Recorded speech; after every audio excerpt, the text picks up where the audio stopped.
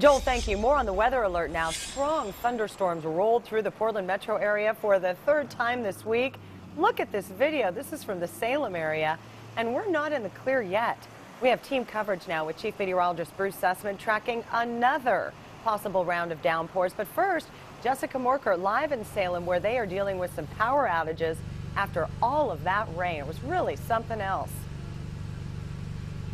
It certainly was, Kelly, and I'm actually live in southeast Salem right now. And if you take a look behind me, there is a PGE crew that is currently working on a downed power line. And from what I understand, this is a pretty dangerous situation because that power line at one point was actually on the ground. There are partially downed trees in this area. So PGE crews have their work cut out for them, and this is one of dozens of neighborhoods that's affected. I've never seen a storm like this in Salem, let alone anywhere in Oregon. For many, the storm came out of nowhere. A deluge of rain that turned streets into rivers in less than an hour. It was not just the massive downpour that folks here felt. This bolt was just so thick, and it felt like it was like 3 blocks away. Like how close it felt. The loud cracks of lightning could be heard throughout the Salem area. It spooked this man so bad. It was just so boom, I mean, literally, it just made me jump out my seat. PGE crews are still working to restore power to countless homes and businesses in the dark. Many drivers are forced to navigate themselves through streets without working stoplights. Yeah, I was concerned about it, yeah.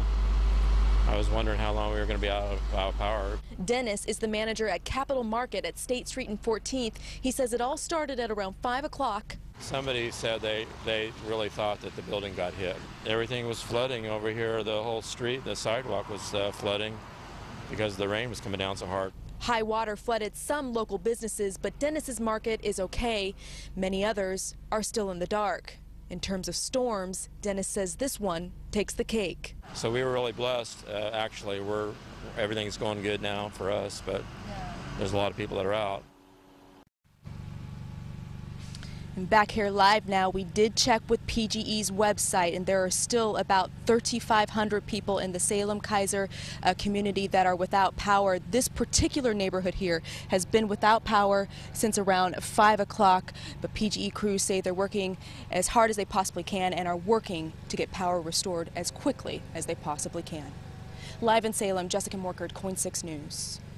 Jessica, thank you. And our viewers started sending in videos from all over. Take a look. Streets turned into rivers and creeks. Bruce joins us right now. And Bruce, we were going over some of these rain amounts.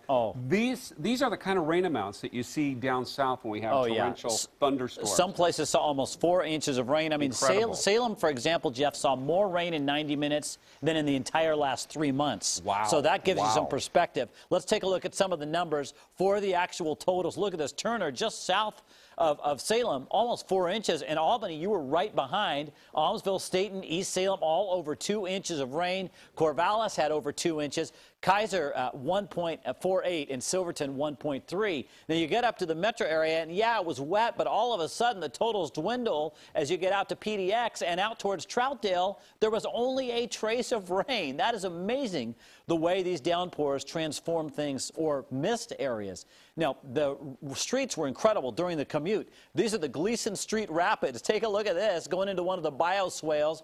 Ray caught that shot and tweeted it out. And then how about this picture from Sandy, who sent it into news@KOIN.com.